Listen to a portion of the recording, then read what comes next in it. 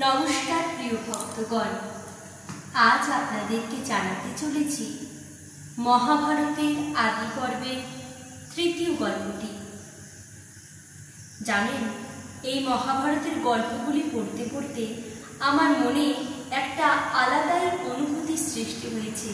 পরের গল্পগুলি জানার জন্য কৌতূহল হচ্ছে, আপনাদেরও হচ্ছে নিশ্চয়ই।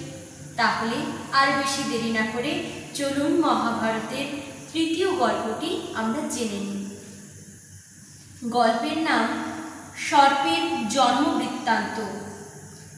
শ্রী সৈনক জিজ্ঞাসা করলেন, সুতনন্দন উগ্রশ্রবা, আপনি আমাকে আত্মিক ঋষির কথা বলুন, যিনি জনমেজয়ের সর্পযজ্ঞে নাগরাজ তক্ষকে রক্ষা করেছিলেন।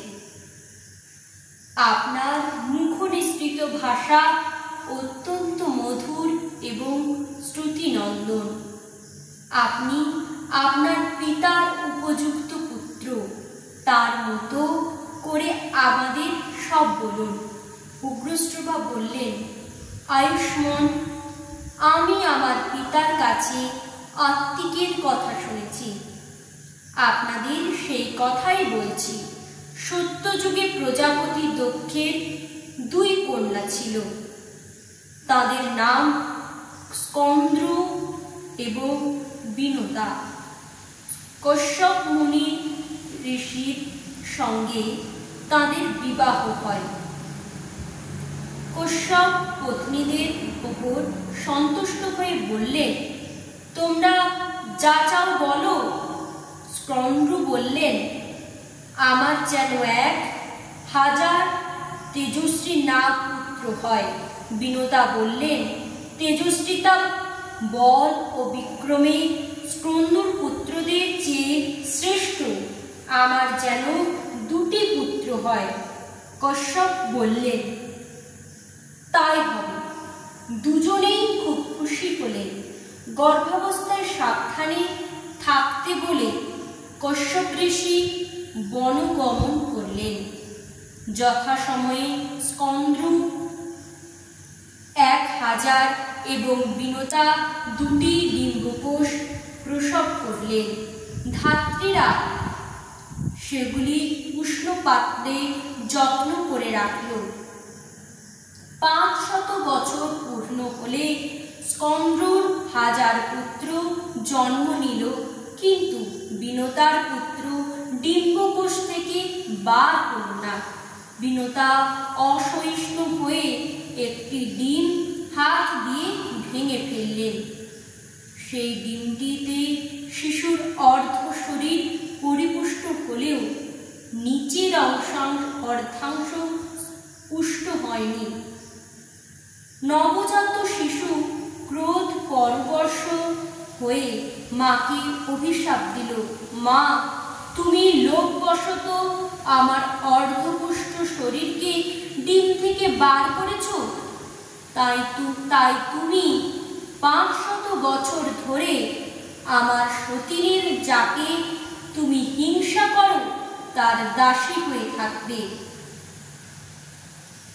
যদি তুমি আমার মতো অন্য ডিমটি ভেঙে ওই শিশুটির অঙ্গহীন বা বিকলাঙ্গ না করো, তাহলে সে তোমাকে এই অভিশাপ থেকে মুক্ত করবে।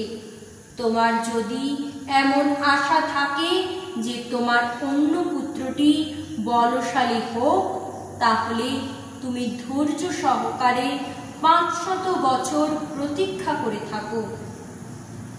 এই অভিশাপ দিয়ে সেই শিশু আকাশে চলে গেল এবং সূর্যের সারথি হল। প্রাতকালে রক্তবর্ণ তাঁরই ছটা, তার নাম হল অরুণ। একদিন স্কন্দ্র ও বিনোদা 2 বোন একত্রে ভ্রমণে বেরিয়ে উচ্চিষ্ট্রবা নামে এক ঘোড়া দেখতে পেলেন।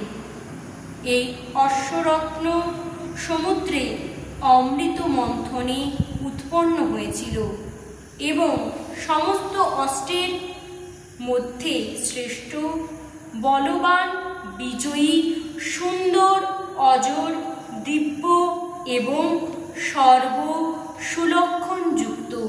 তাকে দেখে দুই বোন নিজেদের মধ্যে আলোচনা করতে লাগলেন। শ্রী সৈনব জিজ্ঞাসা করলেন, সুতনন্দন, দেবতারা অমৃত মন্থন কোথায় এবং কেন করেছিলেন? উচ্চস্রবা অমৃত মন্থনে কিভাবে উৎপন্ন হল? উগ্রস্রবা মহর্ষি সৈনকের এই প্রশ্ন শুনে তাকে অমৃত মন্থনের কথা বর্ণনা করতে শুরু করলেন। আজকের গল্পটি এখানেই সমাপ্ত হলো। আর গল্পটি কেমন লাগলো জানাতে অবশ্যই ভুলবেন না কিন্তু। আর গল্পটি ভালো লাগলে প্রতিদিন 6:30টার সময় আমাদের চ্যানেলের সঙ্গে যুক্ত থাকবে মহাভারতের নতুন নতুন গল্প শোনার জন্য। ধন্যবাদ ভক্তগণ।